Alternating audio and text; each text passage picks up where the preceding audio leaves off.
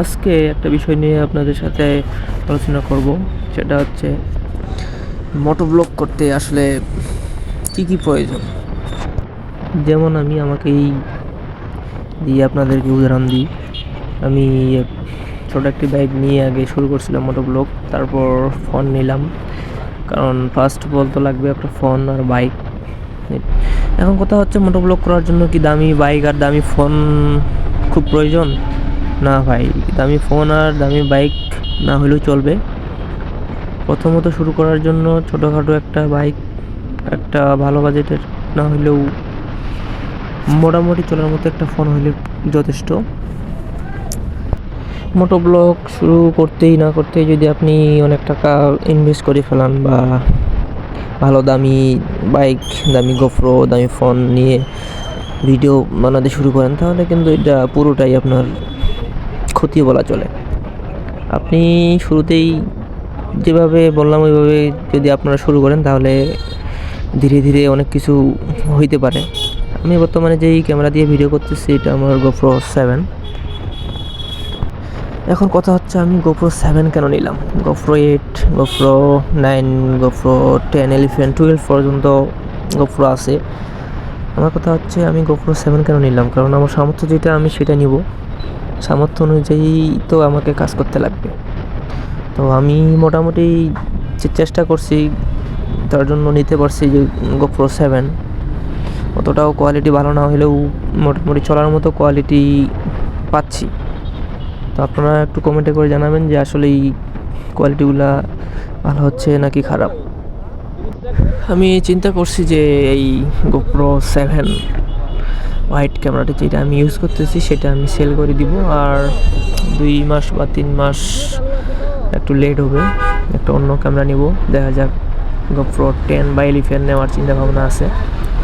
তো আপনারা একটু সাপোর্ট করবেন, আশীর্বাদ করবেন, দোয়া করবেন যেন আমি নিতে পারি, ভালো কিছু করতে পারি। এটাই আপনাদের কাছে যাওয়া।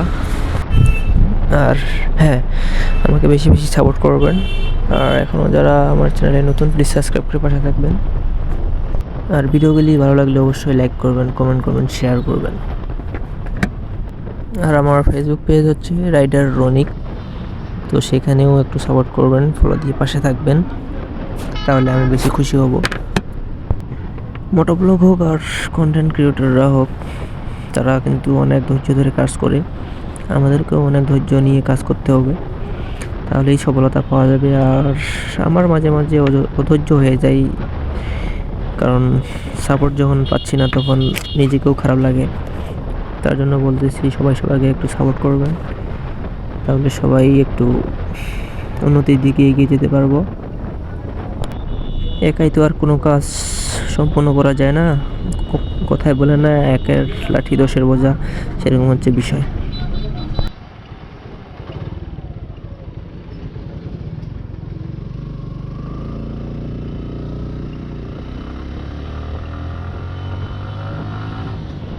ইউটিউব প্ল্যাটফর্ম হোক আর ফেসবুক প্ল্যাটফর্ম হোক, এখানে অনেক সময় লাগে।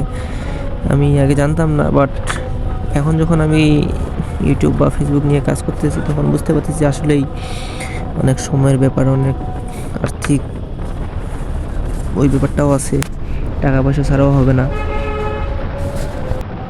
আমি আছি বর্তমান দিনাজপুর টু ফুলবাড়ি রোড, তো এক জায়গায় যাচ্ছি, আশা করি আমার সাথে থাকবেন।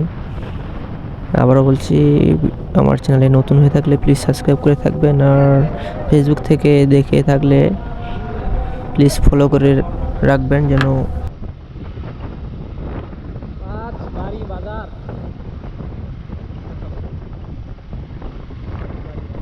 আর গাইস, এদিককার রাস্তাঘাট কি বলবো আর, ওয়াও জোস, সব দিকেই শুধু ভালোই লাগে। আর হাইওয়েতে খুব সাবধানভাবে রাইড করতে লাগবে, কারণ আস্তে আস্তেই দেখলাম 2-একটা অ্যাক্সিডেন্ট হয়ে গেছে। তো দেখে খুব খারাপ লাগছে, বাট কিছু করার নাই। তার জন্য আমরাও স্লোলি যাচ্ছি। আসলে বিষয়টা হচ্ছে, হাইওয়েতে বড় বড় বাইকগুলো হোক বা ছোট বাইক হোক, বড় বড় যেগুলো গাড়িগুলো, লরিগুলো আছে, ট্রাকগুলা, বাইকারদের কিছু মনেই করে না। ওদের কাছে আমরা কিছুই না, আমরা মানুষই না। এমনভাবে চাপ দেয়, কি বলবো আর। বিশেষ করে তাদের জন্যই বড় বড় দুর্ঘটনাগুলো হয়। সৃষ্টিকর্তার কাছে একটাই চাওয়া, যেন কারো এইভাবে অ্যাক্সিডেন্ট না হয় রাস্তাঘাটে হঠাৎ করে। এটাই চাওয়া, আর কিছু চাই না। সবাই যেন সুস্থ থাকে, ভালো থাকে, এটাই আমি চাই। তো গাইস, অনেকদিন পর লং ভিডিও করছি, তো ভিডিওটি শেষ পর্যন্ত দেখার জন্য অনুরোধ রইল। আশা করি সকলে শেষ পর্যন্ত দেখবেন।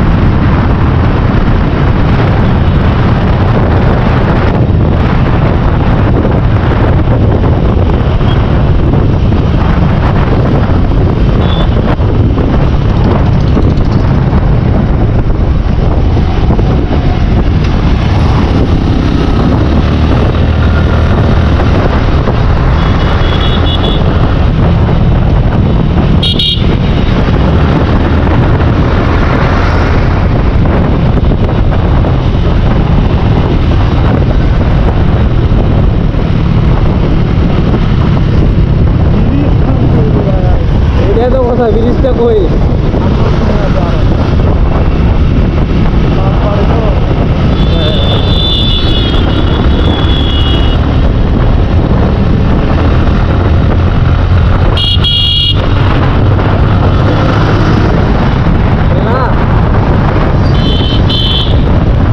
এই মেলা,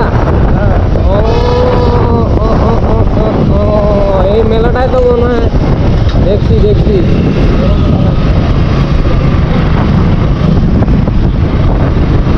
এইটা মেলা দেখে বাড়ি যাই।